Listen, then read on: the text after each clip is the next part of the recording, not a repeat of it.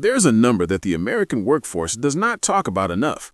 According to the Bureau of Labor Statistics, the average American spends 90,000 hours of their life at work.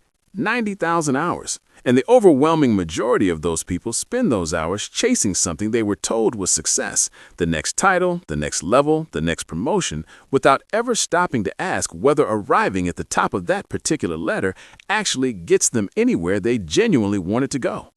This is a conversation about money, real money, the kind that doesn't disappear when your company decides to restructure on a Tuesday afternoon, the kind that doesn't depend on a manager's mood during your annual review, the kind that nobody hands you, but that becomes completely available to you the moment you stop spending your entire career energy trying to impress one organization and start building something that belongs to you. Saying no to a promotion feels like career suicide the first time you consider it. Every instinct you've built inside a corporate environment screams that you're supposed to want this, that declining means you've stopped growing, that people who turn down promotions are the ones who get quietly moved to the corner and forgotten. But here is what is actually happening inside the finances of the people who are doing this deliberately. A landmark study from the National Bureau of Economic Research tracked wage growth across thousands of American workers over a decade. What they found completely dismantles the assumption that loyalty and internal climbing is the fastest financial path. Workers who stayed at the same company and climbed through promotions saw average annual wage growth of 3.4%. Workers who redirected that same energy outward, building skills, building reputation, building external leverage, and changed companies, saw income increases averaging 14.8% per year. That gap is not small. Over 10 years, that gap is the difference between a comfortable life and a fundamentally different financial reality. And the people collecting that 14.8% are not smarter or more talented. They simply understood something earlier, that your company's internal pay structure was never designed to make you wealthy. It was designed to retain you at the lowest cost necessary to keep you from leaving. There's also something happening to your time that never shows up in the offer letter. When you accept a management promotion in the United States, the research is consistent and uncomfortable. You inherit an average of 20 additional working hours per week in meetings, oversight, performance management, and organizational politics that have nothing to do with the actual work you were exceptional at doing. Your effective hourly compensation drops, your stress inventory climbs, and the skills you spent years sharpening, the ones that made you valuable enough to promote in the first place, begin to rust because you no longer have the hours to use them. Meanwhile, the person who declined that promotion and spent the next 5 years going deeper into their craft, becoming genuinely world-class at the specific thing they do, quietly becomes something that no management title can manufacture: irreplaceable. And irreplaceable people operate by a completely different set of financial rules. They don't ask for raises, they receive offers. They don't negotiate from need, they negotiate from options. A 2022 LinkedIn Workforce Report found that deep specialists in technical, analytical, and creative fields were commanding salary premiums of 20 to 40% above management-level roles in multiple industries. The person who stayed in the room and got extraordinary at the work was, in many cases, earning significantly more than the person who left the room to manage the people still in it. Here is where it connects to your actual financial life in a way that changes everything. The single greatest predictor of how quickly any person reaches financial independence is not their income. It is their savings rate, the percentage of what they earn that they actually keep and put to work. And promotions, despite raising income, have a documented tendency to destroy savings rates by triggering lifestyle inflation before financial discipline has had time to build. The hedonic treadmill is real, and it is expensive.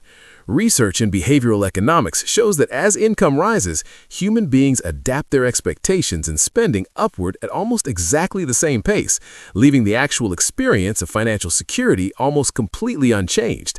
You earn more and feel the same. Then you need more to maintain the life built around more. Then the next promotion stops being a choice and becomes an obligation. You are no longer climbing because you want to, you are climbing because you cannot afford to stop. The people who break this cycle early, who say no to the promotion, keep their expenses flat, and redirect the energy into investments, into building skills that the open market pays a premium for, into creating income that exists outside any single employer's decision-making, these people are doing something that looks passive from the outside and is actually the most aggressive financial strategy available to an ordinary working American. A person earning $65,000 a year with a 30% savings rate, investing consistently over 20 years, accumulates more real wealth than a person who chased every promotion, reached $130,000 in salary, and spent $125,000 of it every year maintaining the life that salary demanded. Income without intention is just an expensive treadmill with a nicer view. There is also something that happens to your decision-making that the financial textbooks rarely account for.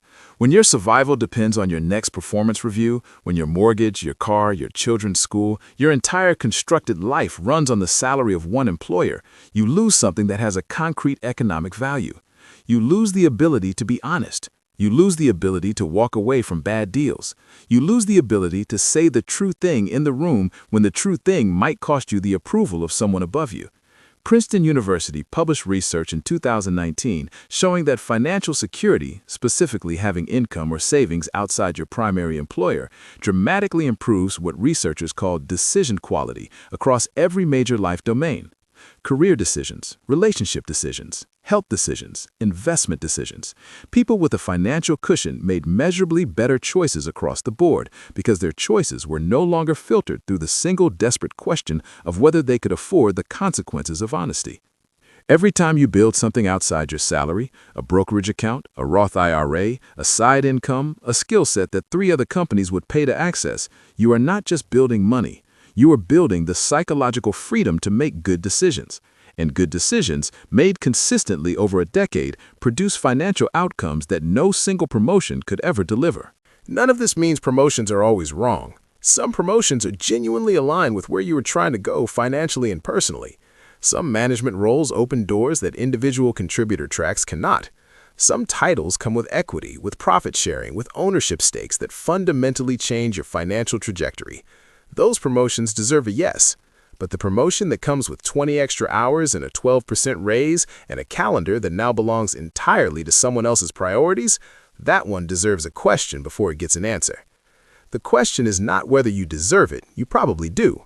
The question is whether accepting it is moving you toward a life that is financially and personally free or simply deeper into a performance you've been giving for everyone else's benefit. Because the most financially dangerous thing about the promotion is not the extra hours or the extra stress. It is what it does to your sense of what success looks like. It narrows your imagination.